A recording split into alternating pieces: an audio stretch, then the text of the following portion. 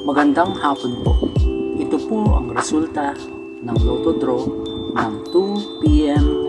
Sabado, December 9, 2023. Sa 2D Lotto, 15, 10 in exact order.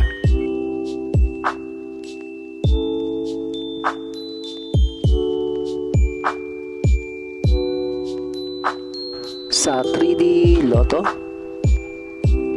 1, 5, 0 in exact order.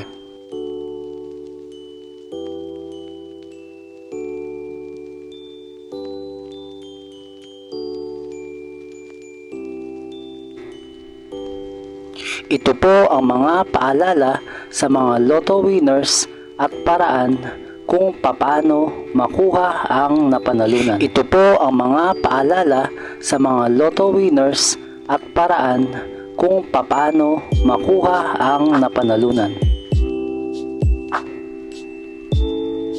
See you again later at 5 p.m. Lotto results para sa 2D Lotto at 3D Lotto. Kung nagustuhan mo ang video ito, please like, share at i-subscribe mo na yan para lagi ka updated sa mga bagong Lotto results ngayon. Thank you for watching this 2 p.m. Lotto results.